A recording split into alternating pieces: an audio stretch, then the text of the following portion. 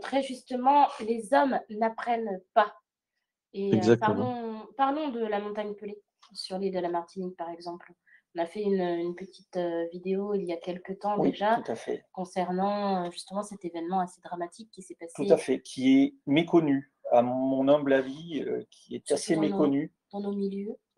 Mais alors, le 8 Oui, mai 1902, jour de la fête de l'Ascension, l'éruption de la montagne Pelée en Martinique, sur l'île de la Martinique, détruisit en un clin d'œil la ville de Saint-Pierre, faisant près de 40 000 morts sur les 100 000 habitants que comptait l'île de la Martinique à cette époque. Ouais. Or, le 28 avril précédent, jour du Vendredi Saint, une procession entre guillemets organisée par les francs-maçons de Saint-Pierre, enfin de la Martinique, s'était acheminée au sommet du volcan au rythme d'un pseudo chemin de croix blasphématoire pour jeter un grand crucifix dans la lave du volcan. D'ailleurs, oui. Il faut préciser que cette cérémonie, donc ils ont donc blasphémé, etc. toute la journée. Ils ont mangé gras exprès en défiant le bon Dieu. Et surtout, cette cérémonie s'est passée devant des enfants, l'innocence même, hein, devant des enfants. Ils ont gravi la montagne, ils ont trouvé une fissure, ils ont balancé un grand crucifix d'1 mètre de long dans la fissure. Essayez de vous figurer une troupe un vendredi saint, jour le plus solennel quelque part, le plus triste pour nous catholiques, la mort de notre Seigneur. Eh bien, eux ont fait l'effet contraire, c'est-à-dire ont mangé gras, ont festoyé, se sont baladés par les rues avec une grande croix. Oui, hein, Pour la jeter. pour la jeter en plus de ça. Si nous, actuellement, là où nous sommes, nous assistions à ce type de spectacle, qui n'aurait pas le cœur brisé de voir, enfin, quel catholique, hein, n'aurait pas le cœur brisé de voir cela se produire. Je te laisse continuer, pardon. Petit aparté, d'ailleurs, dans son livre L'éruption de la montagne Pelée, on ne se moque pas de Dieu, Monsieur l'abbé Nicolas Pinault donne les preuves que cette catastrophe était véritablement un châtiment divin. D'ailleurs, il est écrit dans Galates 6,7 Ne vous y trompez pas, on ne se moque pas de Dieu. Ce qu'un homme aura semé, il le moissonnera aussi. Donc imaginez bien pour une nation, ce qu'elle sème, elle le récoltera également. Tout à fait. Et on peut noter également que le gouverneur de la Martinique, Louis Moutet, avait refusé d'évacuer la ville de Saint-Pierre afin de pouvoir maintenir le second tour des élections prévues dans 3 jours. Évidemment, ces élections n'auront jamais lieu. Ah oui. Il y a eu, j'ai déjà visité l'île de la Martinique et la ville détruite de Saint-Pierre. On peut noter que le seul et unique survivant de l'éruption a été un dénommé Louis-Auguste Siparis, horriblement brûlé, qui était enfermé dans un cachot pour X dans un bar. Alors, il me plaît de penser que cet unique survivant était peut-être en train de prier du fond de sa cellule le rosaire, par exemple, lorsque l'éruption a eu lieu. Et il y a eu un seul survivant sur les 40 000. C'est fou. Mais l'éruption a eu lieu à 8 heures du matin et en 70 secondes, il y a eu plus de 30 000 morts. Vous Oui, ça a imaginez été instantané, 70 pratiquement. secondes. Et ce qu'on peut noter aussi, c'est que, bon, c'est sûr, il y a eu ces francs-maçons là qui ont fait leur procession, mais l'immense majorité des catholiques, à l'époque, c'est des vrais catholiques, hein, des bons catholiques, Bien sûr, l'Église est en ordre. est resté indifférent à cette procession et n'a pas Oui, empêché, n'a pas fait une procession pour voilà, c'est ça. réparer. Et ils ont été punis pour leur tiédeur, parce que c'était de la tiédeur. Ils ont été indifférents au grand crime qui a été fait. Effectivement. Et d'ailleurs, la petite voyante de la Salette, donc Mélanie, a été avertie elle ne savait même pas où était, hein, la Martinique. Ah Elle a oui, c'est été vrai, avertie de je ce me qui rappelle. s'était passé Mm. et elle a témoigné. Elle a bien dit, Saint-Pierre donc a été brûlé parce qu'on a offensé notre Seigneur, parce que ce crime a été commis devant des enfants et que personne n'a fait réparation. On a oublié, nous, notre génération, même parmi notre milieu dit traditionnel, que donc le péché, l'infinie valeur du péché, donc c'est une offense à Dieu qui ouvre une dette. Première dette envers Dieu, deuxième dette envers soi-même et troisième dette envers le prochain. Si on ne répare pas le péché par la pénitence, par nos prières et par nos sacrifices, la dette reste ouverte. Et encore plus quand il s'agit de crimes violents, de scandales et de blasphème contre Dieu. Il faut réparation, mais il y a des personnes qui s'imaginent que bon, bah, la miséricorde divine, évidemment, elle pardonne, etc. Oui, oui, Dieu est miséricordieux, mais Dieu est juste. Et il y a sa justice et sa miséricorde, et l'une n'empiète pas sur l'autre. Il est juste et miséricordieux. Il est miséricordieux et juste. Donc, s'il y a une terrible offense qui est faite à son saint nom, ou vraiment à sa face, il n'a pas d'autre choix, en fait. Il est offensé, grandement offensé, il n'a pas d'autre choix que de sévir et que de punir.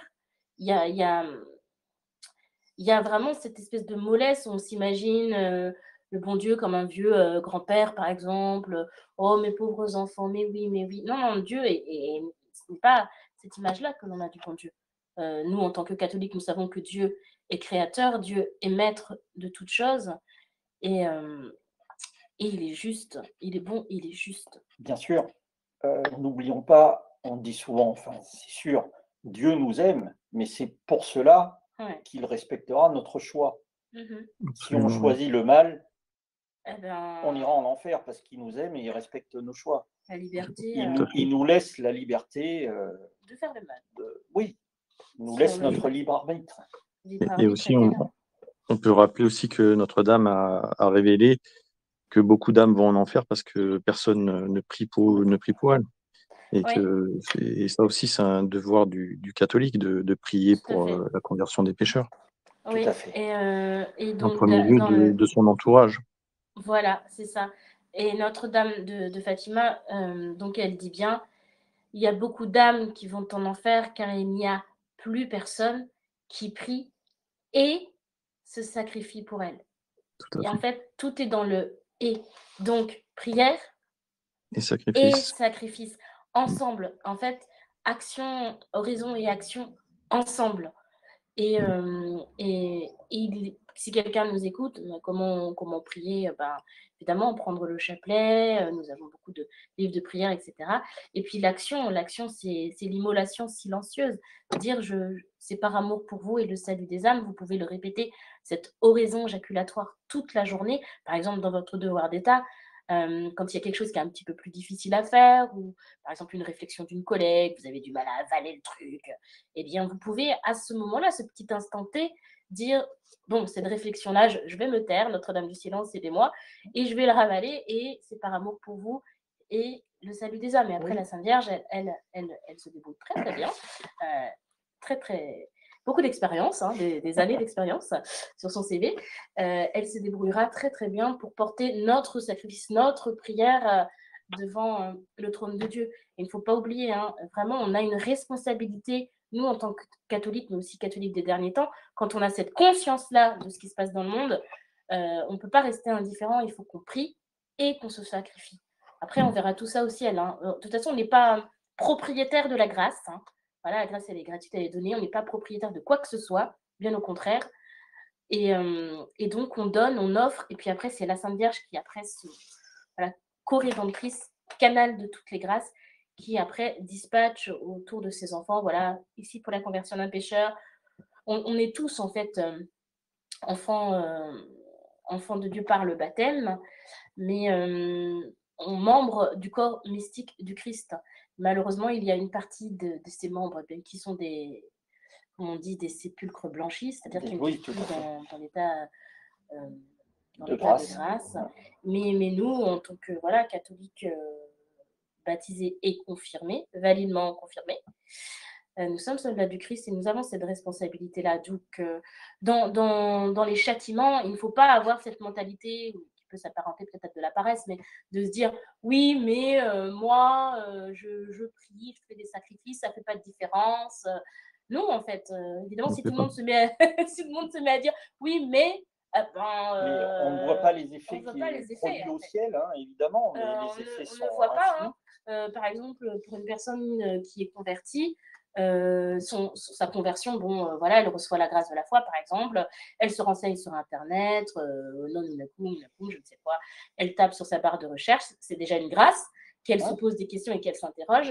Mais bien cette sûr. grâce, si vous suivez le fil invisible jusqu'en haut du ciel, ben, c'est certainement en lien avec peut-être le sacrifice d'un Chinois à l'autre bout du monde qui a offert ça à la Sainte Vierge. Et la Sainte Vierge a reçu ce cadeau, ce don. Elle le retransforme, entre guillemets, elle le redonne à un autre de ses enfants. Donc, on est tous plus ou moins tributaires des uns et des autres. Oui, Donc, ce que vous notre- faites aujourd'hui, par amour de Dieu, aura un impact dans Sur la Sainte Vierge est médiatrice de toute la vie de grâce. quelqu'un d'autre. Oui. Oui, on n'est pas propriétaire des grâces, mais Tout à fait. on peut tout. Serviture inutile, mais pas inutilisable. Voilà. Oui, pardon, j'ai trop parlé. Continuez. On va peut-être passer à Pompéi, peut-être. Quelques mots. Cyril, voulez-vous ajouter quelque chose? Non, allez-y sur Pompéi. D'accord, merci. Donc Pompéi, en l'an 79 après Jésus-Christ, à Pompéi, il y a eu l'éruption du Vésube qui a détruit les villes d'Herculanum et de Pompéi, qui étaient des villes aux mœurs très dissolues. Pompéi est la ville du péché, la ville de la perversion, de la luxure, la nouvelle Sodome. Il y avait la prostitution des esclaves par leurs maîtres y était autorisée. Dans les habitations, des fresques montraient des hommes se livrant entre eux à des ébats sexuels. Ouais. Des phallus disproportionnés, parfois pourvus d'ailes, étaient représentés partout le long des rues, sur le sol, les murs, à l'extérieur des boutiques ou sculptés en bas-relief. De plus, des statues de marbre représentaient des créatures hermaphrodites, dotées d'une poitrine féminine et d'un appareil reproducteur masculin. Ceci n'est pas sans rappeler la statue du démon Baphomet, représentée avec une tête de bouc et une poitrine féminine, déjà présent dans le panthéon égyptien, puis ensuite chez les francs-maçons, afin de signifier que pour eux, la glorification de l'homme passe par le rejet de Dieu. C'est pour cela que Dieu a provoqué l'éruption du Vésube pour détruire cette ville, cette nouvelle Sodome, qui l'offensait grandement. Ouais. Et c'est un exemple. Après, on a un peu oublié. On pense à Pompéi aux touristes actuellement, les gens qui font leur petite visite. Mais on a coupé aussi au niveau de notre mémoire le lien châtiment, offense et châtiment. Donc c'est bien de le rappeler également. Tout à fait. Et ces deux destructions, que ça soit la montagne Pelée en Martinique et l'éruption du Vésuve à Pompéi, rappellent évidemment Sodome et Gomorrhe. Oui. Où Lot, qui était, parce qu'il était juste, fut sauvé de la destruction de Sodome avec sa femme et ses filles. Au matin, les anges qui l'avaient protégé de la perversité des habitants enjoignirent à sa famille de quitter la ville sans se retourner.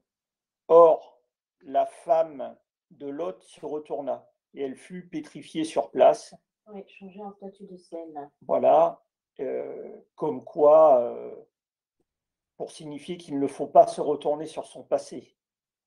On- Oui, il y a une très belle leçon à tirer de Tout à cette fait. histoire de Lot. Dieu s'est arrêté sur Lot parce qu'il était juste, parce qu'il était fidèle. Il a préservé sa famille, mais il a donné un ordre. Il a dit partez et ne vous retournez pas. Donc, également pour la postérité, la femme de Lot qui finalement a désobéi à l'ordre divin, elle est restée figée en arrière, figée comme une statue de sel. C'est une bonne leçon pour nous. Il faut obéir à Dieu, lui faire confiance, déjà, obéir à Dieu et ne pas se retourner. On ne contrôle rien du tout. Nous sommes ses créatures, nous sommes ses enfants, et effectivement, quand Dieu va donner l'ordre aussi, dans la crise actuelle de la Sainte Église catholique, quand il donnera ses ordres, il faudra obéir. D'où la docilité de notre esprit aussi, hein, à travailler chacun d'entre nous. Notons quand même l'importance de la contrition de nos péchés passés. Oui. Mais une fois que c'est fait, il ne faut plus vivre dans le passé. Il ne faut pas se retourner sur son passé. C'est ça, la contrition parfaite de nos péchés. Tout à fait. Le péché est détruit par notre Seigneur quand même. On a l'absolution. Voilà. Tout à fait. Par son précieux sang, nos âmes sont lavées et la souillure du péché est ôtée. D'où l'importance de la contrition parfaite. Après, le sacrement de confession a été institué. Ce n'est pas une machine à laver. Hein. Donc, si évidemment vous n'avez pas l'intention de sortir de la situation de péché, tout à fait. Il faut le ferme propos. Voilà. Si une personne, par exemple, prenons un exemple concret, vit en situation de concubinage, donc vit sous le même toit d'un compagnon ou d'une compagne, même si du point de vue du cœur, elle le considère comme son mari, son amour de toujours et les petits oiseaux et cuicui, elle va au confessionnal, elle se confesse qu'elle vit en concubinage. Le prêtre, évidemment, et il tient la place de notre Seigneur Jésus-Christ. La personne, quand elle sort du confessionnal, si elle s'est confessée, on ne sait pas ce qui se passe, mais ce qu'elle lui dit, mais normalement, quand elle revient, elle doit changer d'état de vie. Mais c'est dit dans l'acte de contrition, oui. Il est dit de ne plus recommencer et de faire pénitence. Ne plus recommencer et de faire pénitence. Donc, pareil, évidemment, dans ce monde libéral où, en fait, on se dit, bah oui, mais il est sous le même toit, mais bon, voilà, Dieu comprend, vous voyez bien on fait des petits arrangements avec la vérité. C'est de l'immanentisme. On se dit, voilà, c'est pas grave. Non, non, le bon Dieu, c'est l'ordre, en fait. C'est l'amour de l'ordre. Et l'amour de Dieu se lit dans la détestation du mal. Ça se dit détestation. Dans la détestation du mal. Donc, il y a un ordre, voilà, pour être bien devant le bon Dieu, il faut être époux devant lui, avec le sacrement du mariage. On ne peut pas habiter avec quelqu'un d'autre quand on n'est pas marié, tout simplement, même si il y a beaucoup d'attachement et malheureusement, évidemment, on ne peut pas le contrôler. Mais il y a un ordre. Donc, si vous voulez être en paix avec Dieu, soyez en paix avec vous-même. Allons-y. Oui, je tenais à passer ce message. Voilà, parce qu'on a l'occasion vraiment sur Rosarium d'échanger beaucoup. Et redire les principes n'est pas du luxe. Oui, les risques de châtiment alors. Du coup, après avoir évoqué tous ces exemples de l'histoire. Oui, ben, on peut voir par exemple à Assise, où donc il y a tous les rencontres écuméniques, interreligieuses, où les faux papes de Vatican II réunissent les gourous de toutes les sectes pour prier ensemble les démons, puisque les faux dieux sont des démons. Ils prient ensemble les démons pour avoir la paix dans le monde. À Assise, où c'était un des plus grands saints de l'Église catholique qui était là. Et il y a eu un tremblement de terre, et dans la basilique Sainte-Claire, il y a eu 4 personnes qui ont été tuées lors de ce tremblement de terre. Et c'était une fresque qui représentait les 4 évangélistes et les 4 pères de l'Église latine qui sont tombés sur ces pauvres personnes qui étaient dans l'Église à ce moment-là et qui les ont tués. Et selon moi, il y a une symbolique derrière, hein, les évangélistes avec les pères de l'Église qui s'écroulent sur ces gens et qui étaient venus prier dans l'Église, qui a été transformée en lieu de mort par Bergoglio et puis ses prédécesseurs.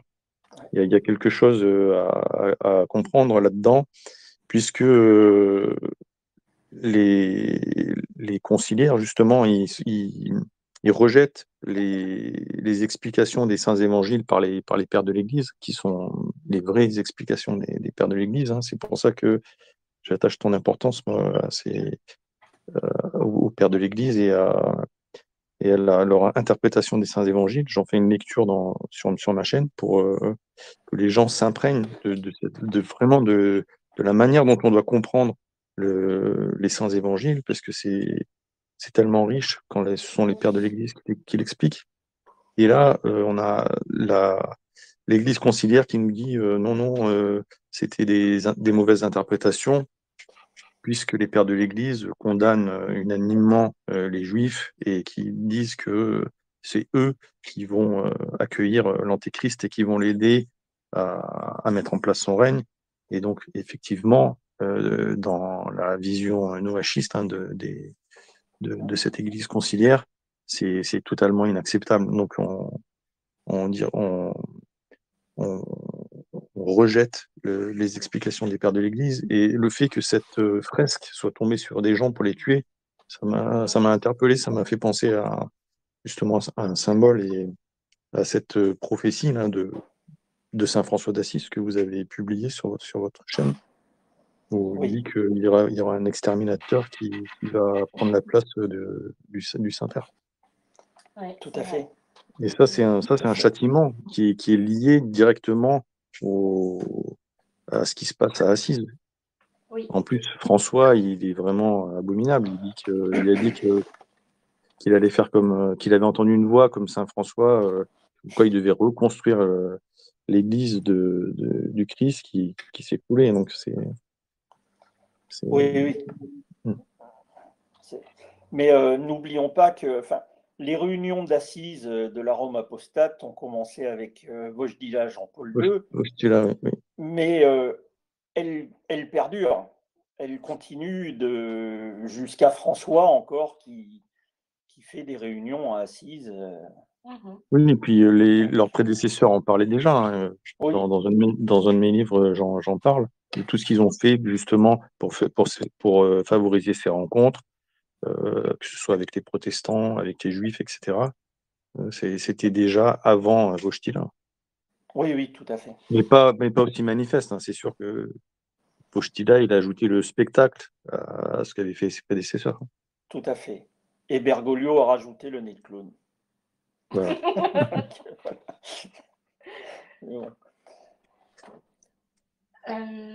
Donc, parlons maintenant de la notion de réparation.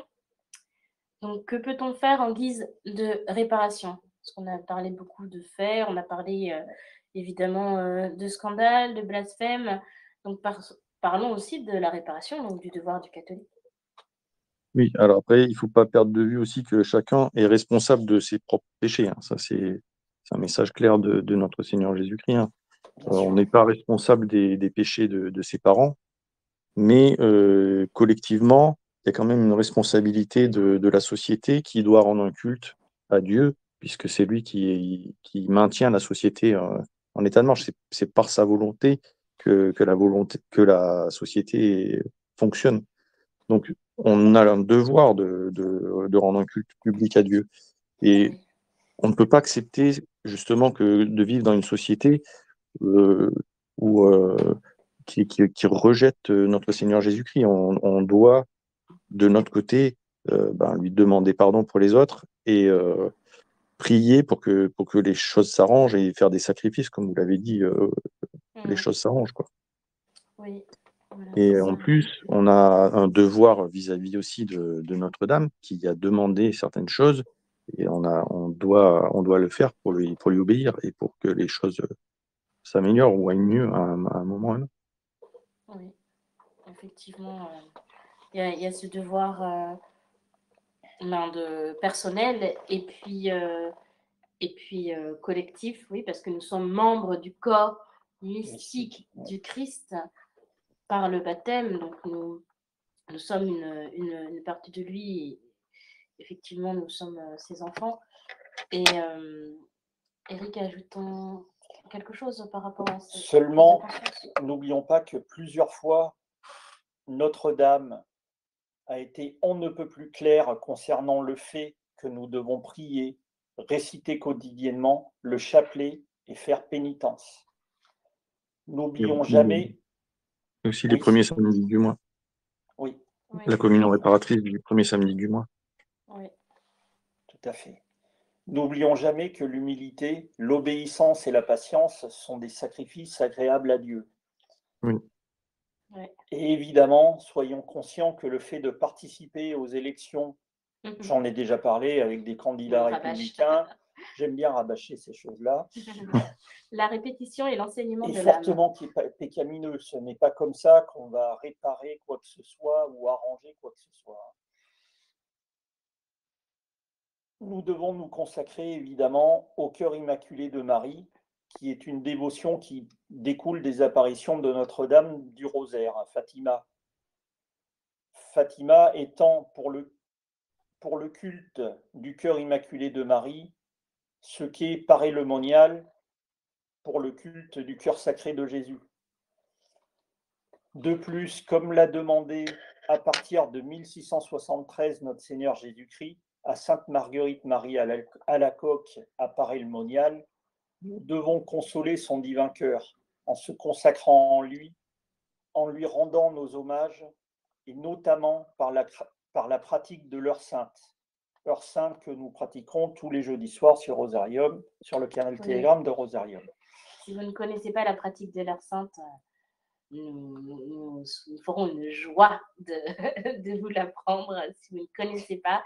Et d'ailleurs, nous remercions vraiment très chaleureusement les personnes qui bien nous rejoignent sur le canal Telegram de Rosarium. Tout à fait.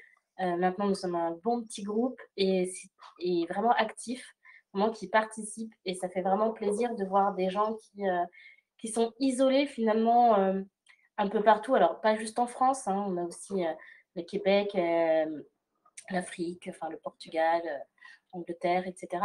Donc, qui se réunissent à un horaire donné pour prier ou l'heure sainte, le chapelet de Saint-Michel. Donc, merci à eux et que Oui, grâce leur merci soit beaucoup. rendue. Ils sont nos bienfaiteurs également. Merci à Merci à vous d'avoir eu cette idée qui est vraiment très utile. Ah ben c'est la Sainte Vierge Voilà, qui réunit ses enfants. rendons grâce à Dieu de nous avoir permis Oui, d'avoir l'idée déjà. oui, c'est vraiment le Et Saint-Esprit. de l'avoir mis en place. Oui, voilà, c'est maintenant on a un petit peu plus d'expérience aussi, mais ça fait plaisir de voir que vraiment il y a vraiment des gens qui ont envie de se réunir et puis parce qu'on est une famille en fait, la famille catholique dans le corps mystique du Christ, mais vraiment on a fait les mêmes constats hein, effarants par rapport au monde et on sait que la prière et le sacrifice et l'union des cœurs, voilà, c'est ça qui va vraiment souder, nous faire tous grandir dans la vie intérieure. Ouais. Souhaitais-tu ajouter quelque chose Ah oui. Juste en rapport avec l'humilité. Mmh. N'oublions pas que notre Seigneur Jésus-Christ nous a dit dans Luc 14, 11, quiconque s'humilie sera élevé et quiconque s'élève sera humilié. En effet, l'humilité est la clé du ciel, comme nous l'explique le grand saint Augustin dans cette citation. Pour parvenir à la sainteté, la voie est premièrement l'humilité, deuxièmement l'humilité, troisièmement l'humilité. En le répétant 3 fois, saint Augustin nous fait comprendre que l'humilité est la vertu la plus importante. Oui, effectivement. Humilité, humilité, humilité. Et pour en revenir à la Sainte Vierge, ne l'oublions pas évidemment, Jamais. donc on a bien dit qu'elle a visité le royaume de France à de maintes reprises et à chaque fois, donc déjà elle s'est adressée aux plus petits comme elle a l'habitude de faire, aux plus humbles, et elle a toujours demandé la prière et la pénitence. Comme elle l'a dit à Sainte Bernadette à Lourdes, je ne vous promets pas de vous rendre heureuse en ce monde, mais dans l'autre. Pénitence, pénitence, pénitence, vous prierez Dieu pour les pécheurs. Allez baiser la terre pour la conversion des pécheurs. Donc voilà, la Sainte Vierge s'adresse toujours aux plus petits d'entre nous afin de nous montrer le chemin.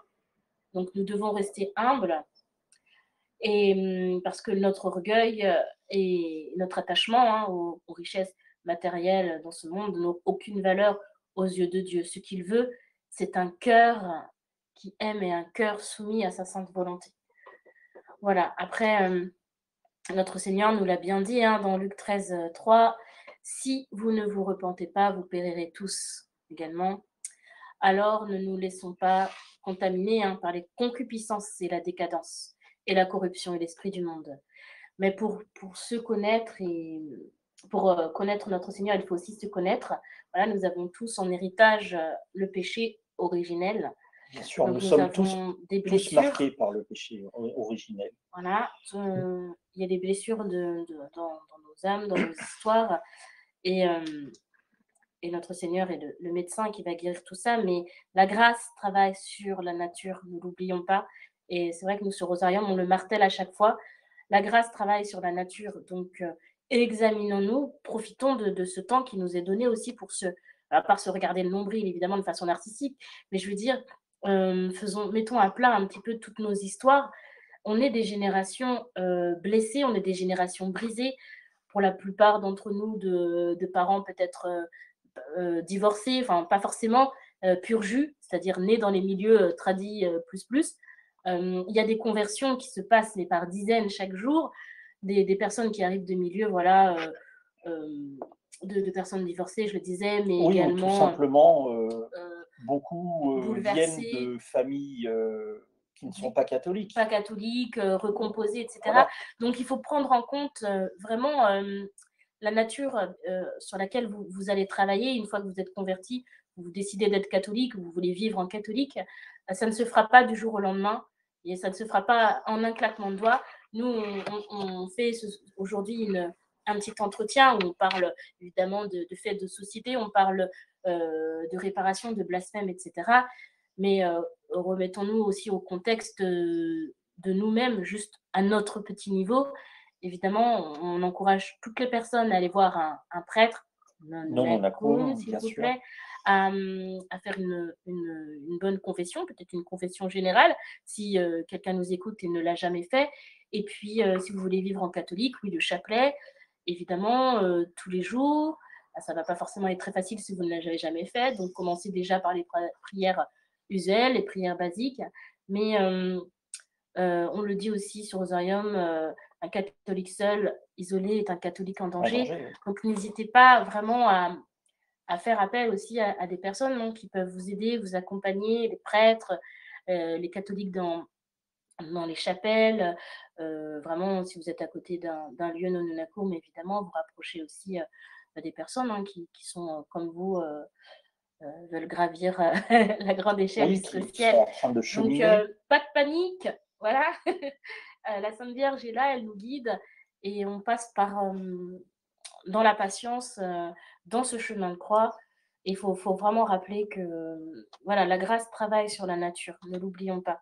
Donc, quand on est très blessé, il faut prendre le temps de s'examiner et de regarder là où ça fait mal, demander la guérison et ne pas s'affoler surtout. Et ils ne sont pas seuls. Ils ne sont pas seuls, Il évidemment. y a Dieu, Il y a le bon Dieu, il y a la Sainte Vierge. la Sainte Vierge, les fidèles, les prêtres. Les prêtres, voilà. Et prions pour les prêtres. Tout à On n'en a fait, pas c'est très parlé. important de prier On pour n'en les a pas prêtres. parlé là, mais vraiment, nos prêtres ont besoin de prière. Et il y a un devoir du catholique de prier pour pour le prêtre qui dessert la chapelle. Les prêtres qui ne sont pas en communion avec la foi Jojo Bergoglio, ils sont extrêmement méritants. Il faut voir les kilomètres, on peut le témoigner également, les kilomètres qu'ils font, tout ce qu'ils font pour les âmes. Nous avons eu la réjouissance de voir que cette semaine, messieurs les abbés de Nantes avaient ouvert une chaîne YouTube. Oui. Donc, on mettra également le lien en description. Oui, on mettra le lien sur la vidéo. Voilà, c'est magnifique d'avoir des prêtres encore fidèles au magistère de l'Église et qui veulent sauver les âmes. Donc, prions pour eux. Et on doit prier pour en avoir d'autres. Et en avoir d'autres, parce que les générations d'après vont en avoir besoin. Et le jeûne des 4 temps, c'était en partie les prières des 4 temps, c'était en partie pour demander des prêtres, justement. Des vocations, effectivement. Voilà, et c'est important, on voulait vraiment le rappeler, et on voulait aussi remercier tout le soutien en fait des prêtres aussi, parce que c'est pas forcément facile en tant que catholique, on va dire laïque, enfin je veux dire pour parler de Dieu, enfin voilà, on a besoin d'eux, et on les remercie pour leur soutien, pour leurs prières, pour leurs encouragements. On est tous unis dans le corps mystique du Christ. Ça passe aussi par la parole, par la bienveillance, parler en bien et du bien des autres. Parce que, je vais encore refaire un speech, mais c'est pas grave. Non, mais parce qu'on a tellement cette tendance à parler du mal, plus. Ah là, il y a ci, il y a ça. Parler du mal, ça amplifie tout le temps. Et on a l'impression, même au sortir des chapelles, c'est quelque chose qui me choque particulièrement. Quand on sort de la chapelle, on entend parler de déclaration de machin, ça s'est pas bien passé, il y a eu telle crise mondiale, ou je sais pas, un truc qui a explosé, ou je sais pas quoi. L'esprit du monde. L'esprit du monde. Nous, catholiques, en fait, on a tellement de belles choses à raconter, des vies de saints, quel est le saint du jour, une belle citation, parlons du beau, parlons du bien. Évidemment, aujourd'hui, on a été réunis pour parler des épreuves méritoires et châtiments mérités, etc. Mais parce qu'on doit en parler, évidemment, on ne peut pas l'ignorer. Mais nous, personnellement, dans notre bouche, on doit parler en bien, on doit parler du bien, de la Sainte Vierge, et le beau fleurit. Voilà.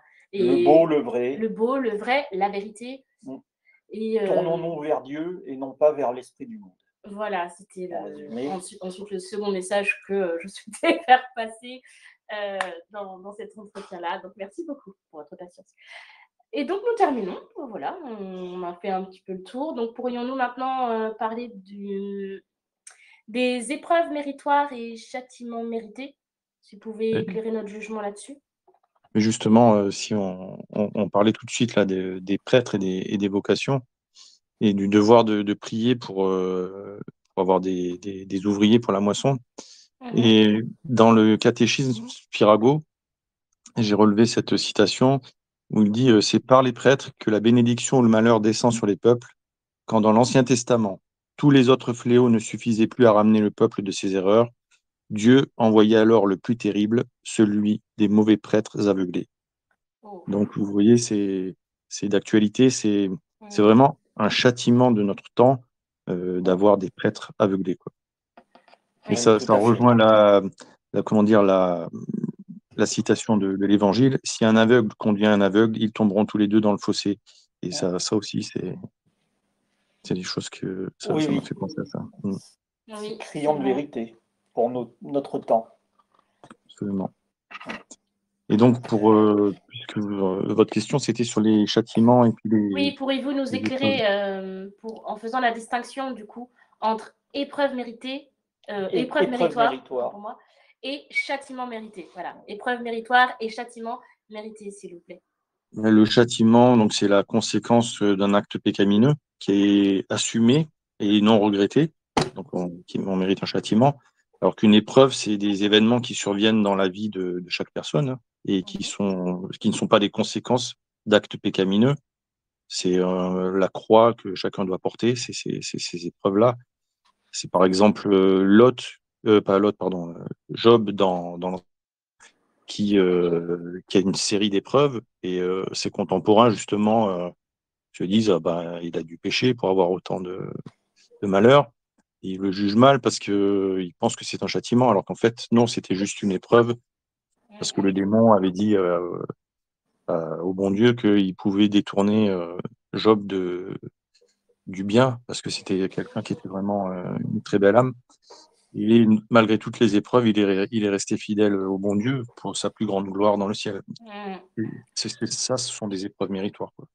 Et on peut se trouver aussi dans une situation où on a des châtiments collectifs, comme c'est le cas aujourd'hui. Donc on vit cette situation de châtiment collectif, où on n'a plus de prêtres, enfin très peu de prêtres, où on vit dans une république maçonnique qui nous le montre tous les jours, qui se moque des catholiques, qui les persécute. Et ça devient une épreuve pour les âmes qui restent quand même dans le droit chemin, alors qu'au départ, c'est un châtiment. Enfin, il y a le châtiment et l'épreuve, c'est lié, quoi. Si on a un châtiment, mais que ça, en général, ça sert à faire regretter les choses. Si Dieu châtie, c'est pas par méchanceté. S'il nous châtie, c'est justement pour un aiguillon, pour nous faire réagir, pour que ça se transforme en épreuve, quoi. Effectivement. Tout à fait. Eric, un ajout? Alors, à mon humble avis, les épreuves méritoires visent à élever ou purifier, tandis que les châtiments mérités servent à punir ou corriger. En effet, les épreuves méritoires sont des difficultés, des obstacles ou des souffrances que l'on traverse, mais qui ont pour but d'améliorer et de sanctifier la personne qui les subit. Ces épreuves sont souvent perçues comme une forme de test ou d'exercice spirituel permettant de gagner en mérite moral ou spirituel.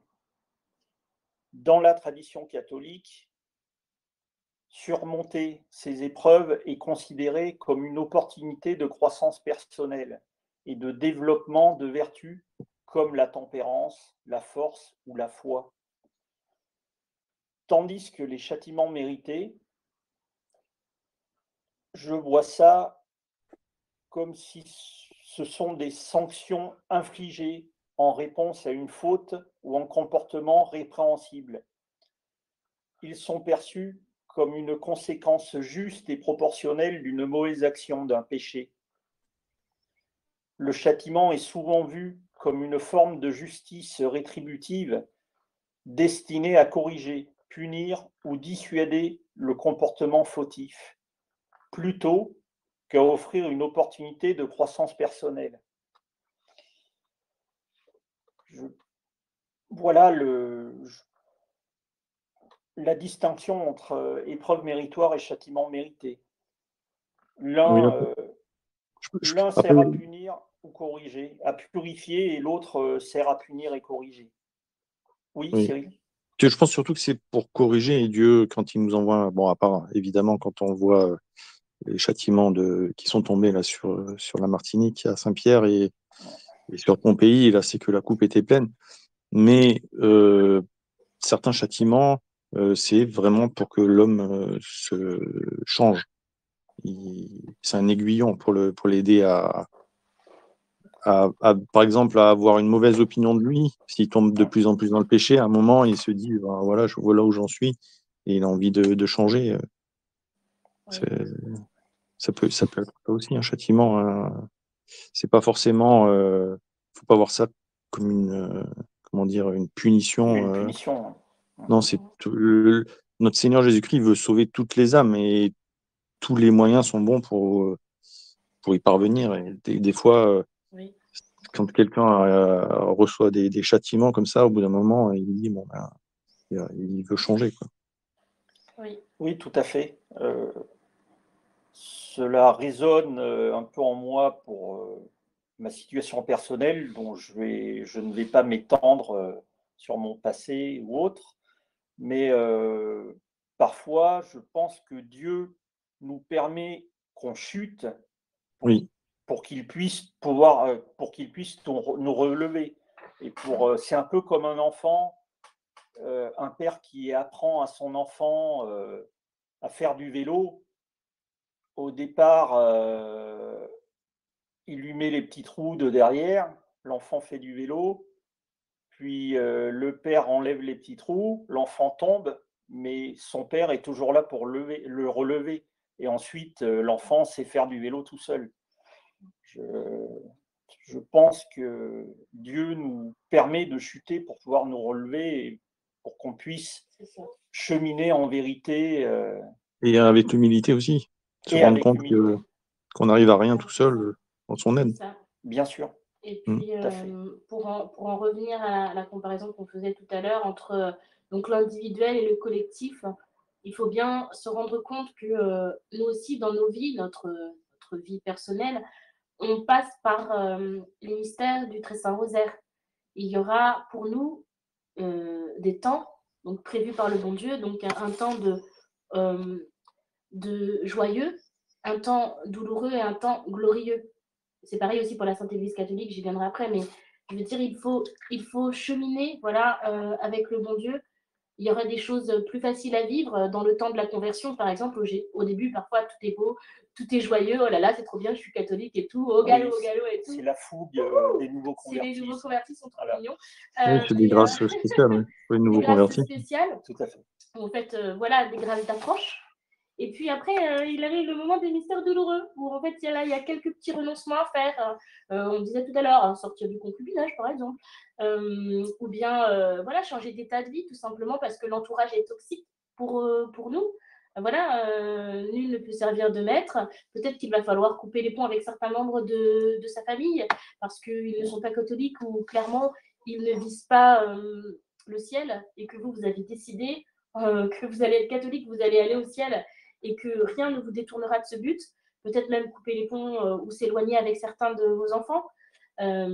Voilà, parce que en fait, ce n'est plus possible.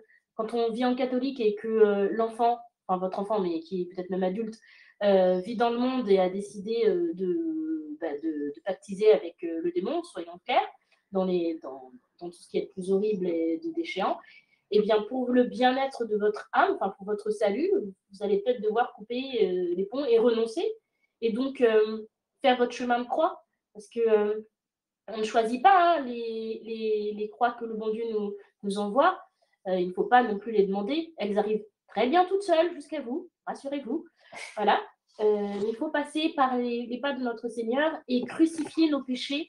Ça, c'est une amie qui m'a appris. Il faut monter sur la croix et crucifier nos péchés avec le Christ. Et vraiment, il faut toujours se souvenir, surtout si quelqu'un nous écoute et qu'il est vraiment dans la douleur, dans la souffrance et l'immolation profonde, il faut bien se dire que ce passage d'avoir le cœur broyé hein, par les épreuves personnelles, eh bien, c'est une purification lente et douloureuse, mais tant qu'on est en union avec le cœur sacré de Jésus et le cœur immaculé de Marie, tout ira bien à partir du moment où on est en vérité. Parce qu'il faut vivre ce dépouillement chacun, un dépouillement des vêtements, un dépouillement de tout, dépouillement des créatures, voilà, couper avec l'esprit du monde, parce qu'on a quand même un logiciel dans notre cerveau. Hein, voilà, on parlait de ceux qui allaient voter. Nous, ça nous semble complètement débile et absurde, mais il y en a qui vont nous écouter et qui vont dire mais oui, mais voter quand même, voilà, c'est bien. Non, mais il va falloir qu'ils déconstruisent aussi leur façon de penser. Donc tout ça, c'est dans la patience et toujours dans l'humilité. Mais souvenons-nous qu'après ces mystères douloureux, il y a la glorification. Donc, il y aura des mérites à gagner et des choses qui vont changer pour nous en bien.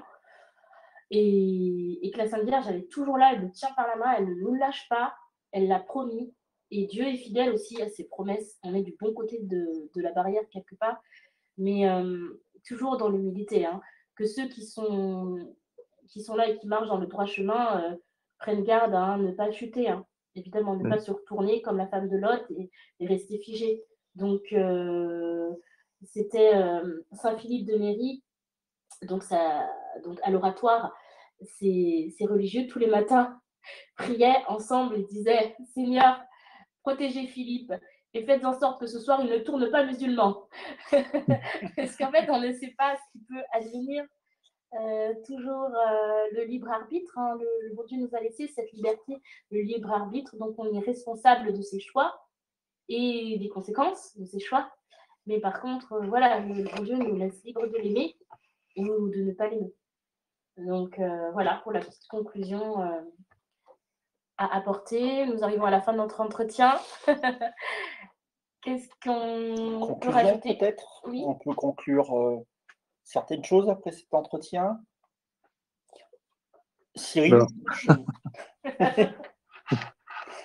Vous, non, voilà, qui l'a fait pendant. ce qu'il faut, c'est même si on est dans le chemin, dans le bon chemin, c'est rester conscient de notre fragilité. Et quand effectivement on peut chuter à tout moment, et surtout si on se croit invincible et qu'on pense que ça ne peut pas nous arriver, c'est déjà un mauvais signe parce que c'est un peu orgueilleux comme pensée. Et c'est le gros piège dans nos milieux de l'orgueil, quoi, de se dire quelque part on est les chouchous du bon Dieu, on est les élus, on est meilleurs que les autres, mais on fait tous nos petits péchés qui ne plaisent pas au bon Dieu, et ça il faut y penser et en être conscient pour pas s'estimer meilleur que les autres. On l'est dans d'une certaine manière, puisqu'on fait partie du corps mystique du Christ, mais on l'est parce que c'est justement le Christ qui nous donne la grâce de pouvoir le faire, quoi. Et c'est quelque chose qu'il faut avoir à l'esprit toujours pour pouvoir continuer à progresser et à avancer. Oui, tout à fait. Tout à fait. Et vous aviez abordé ce sujet précédemment dans l'émission. C'est vrai que nous avons tendance à voir toutes ces horreurs publiques du monde actuel comme la cause possible de futurs châtiments divins. Mais en fin de compte, ne serait-ce pas ça déjà, cela, le châtiment peut-être que C'est un châtiment, mais évidemment que c'est un châtiment, hein. C'est pas une bénédiction, donc tout à fait. Parce que Notre-Dame de la Salette nous a pourtant bien prévenu qu'elle avait de plus en plus de mal à retenir la main de son fils. oui, Et cela, c'était en 1846. tout à fait, oui. Depuis, Que de chemin parcouru dans le mauvais oui, sens. tout à fait. Depuis, nous avons eu la séparation de l'Église et de l'État en 1905, l'apostasie généralisée du peuple français, les hérésies gallicanes et modernistes, Vatican II, l'usurpation du Saint-Siège, l'avortement inscrit dans la Constitution, et finalement, pour finir, la promotion des déviances LGBT. Donc, peut-être que ce sont très certainement des châtiments, mais qui augurent aussi de futurs châtiments encore plus importants. Oui, de toute Cela, façon, toutes ces lois contre les mœurs, ce sont des châtiments, parce que on les a acceptés, enfin nous, pas nous forcément, mais nos parents, nos pères catholiques les ont acceptés, hein. tout à Ils fait. n'ont pas combattu pour que ça n'arrive pas. Oui, oui, tout à fait. Il est bon, hein, que l'homme soit puni pour ses crimes. Il est bon que ces châtiments viennent dans le plan divin. J'entends dans le plan divin. Parce que, en fait, on ne peut pas rester comme ça indéfiniment. Il y aura un moment où le temps s'arrêtera, où il y aura le jugement. Chacun, on aura un jugement particulier, mais il y aura aussi le jugement dernier. Donc, l'œuvre de Dieu arrivera et aboutira à son éternité, à une éternité bienheureuse. On se le souhaite tous, Mais et une éternité malheureuse pour ceux qui auront choisi l'enfer. tout à fait. On ne tombe pas en enfer par accident, redisons-le, hein. Non, c'est le choix de chacun. On choisit de suivre le mal ou on choisit de suivre le bien. Et il n'y a pas d'éternité accidentelle, hein, ça c'est totalement hérétique. Tout comme on ira tous au paradis, c'est pas avec une petite chansonnette et une petite danse que ça fonctionnera. Non, on n'est pas là, hein. L'hérésie du salut universel. Voilà, c'est ça. Ce n'est pas le cas, hein. C'est Bergoglio, ça.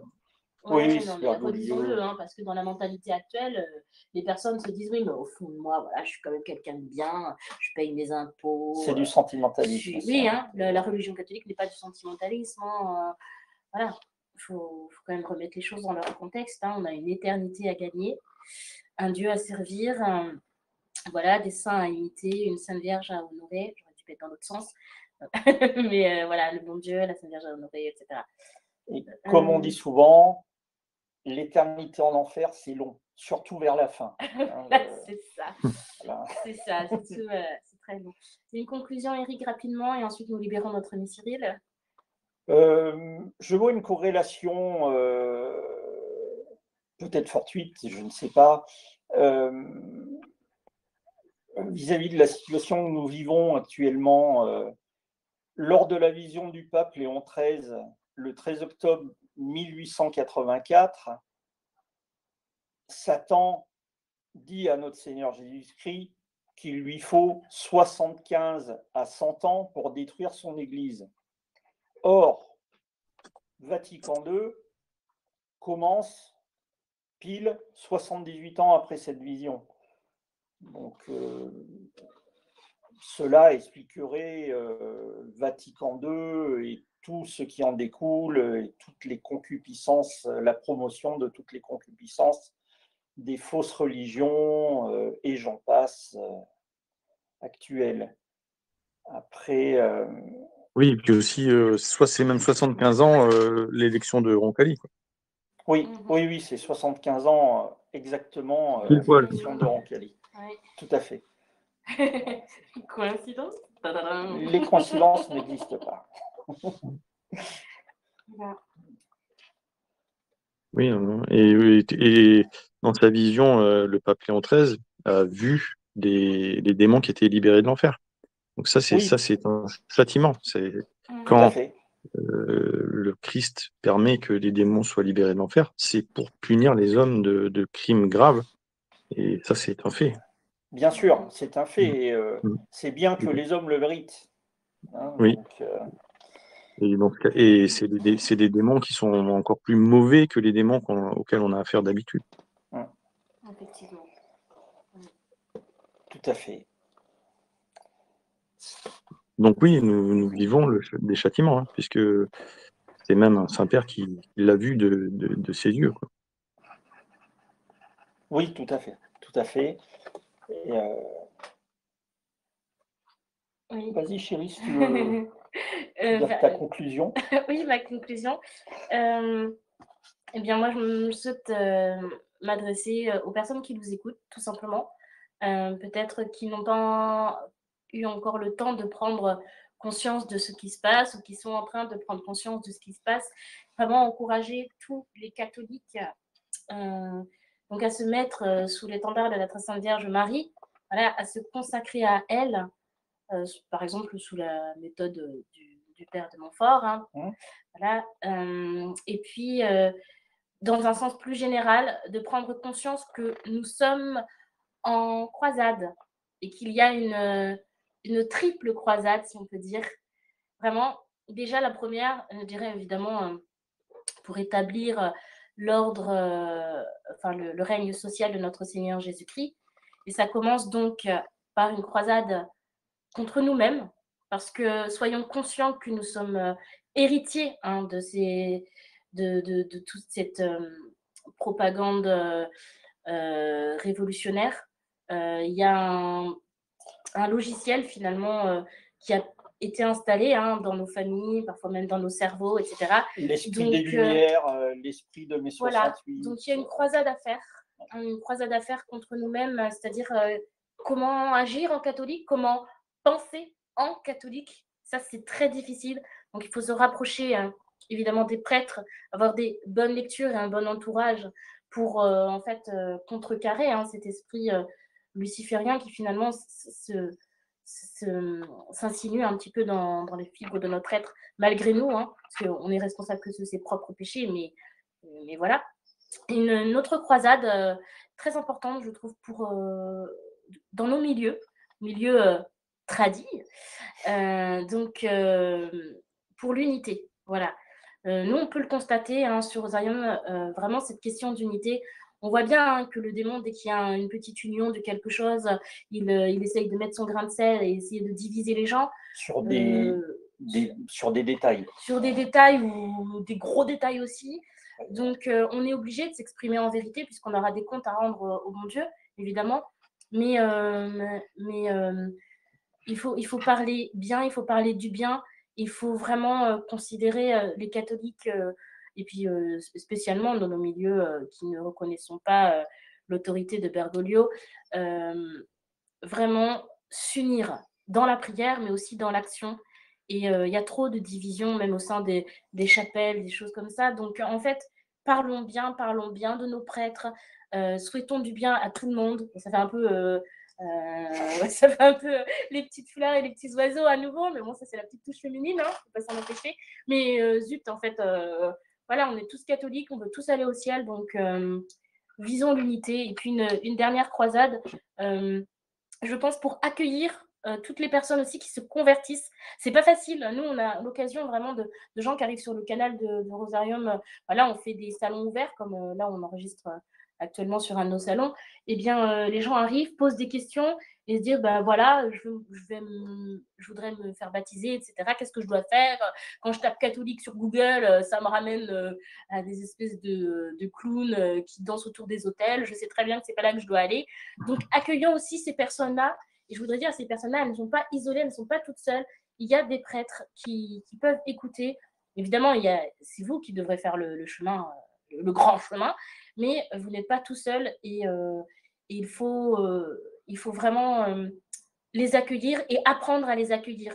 Vraiment, j'ai un exemple, et après on va arrêter l'émission parce qu'on doit vous relâcher, mon pauvre Thierry, mais je me souviens que moi personnellement, je suis de la tradition. Voilà, mes parents m'ont toujours emmenée à la messe en latin, donc j'ai fait mes études et des écoles voilà, chrétiennes. Et un jour, j'ai changé de chapelle, je ne sais pas, parce que j'avais un rendez-vous, et j'étais avec ma petite nièce, et du coup, on va à la messe, et la dame, en sortant de la chapelle, me dit ah, vous êtes une fille mère. Et ça m'a choquée. En fait, je venais pour la première fois dans cette chapelle, alors que moi, je suis tradie pur jus, donc je suis une tradinette. Eh bien, rien que cette réflexion de cette dame, me disant ah, vous êtes une fille mère, alors qu'elle ne me connaissait pas, qu'elle ne connaissait pas qui j'étais, ni quoi que ce soit, ça m'a choquée. Et j'ai gardé cet exemple en me disant, en fait, quand il y a des gens qui arrivent dans la chapelle, si vous voyez une nouvelle tête, eh bien, ne lui dites rien, en fait. Juste accueillez. Bonjour, comment allez-vous voilà, accueillez, s'il vous plaît. Bien sûr, écoutez ça. Ne nous comportons pas en pharisiens. Oui, non, ne jugeons de rien. Si un nouveau converti arrive ou une nouvelle convertie n'a pas de jupe longue ou de mantille, par exemple, voilà. Accueillons-la et soyons doux et humbles de cœur. Hein. Voilà, c'est très important, vraiment, parce que en fait, cela peut échauder déjà quelqu'un qui arrive.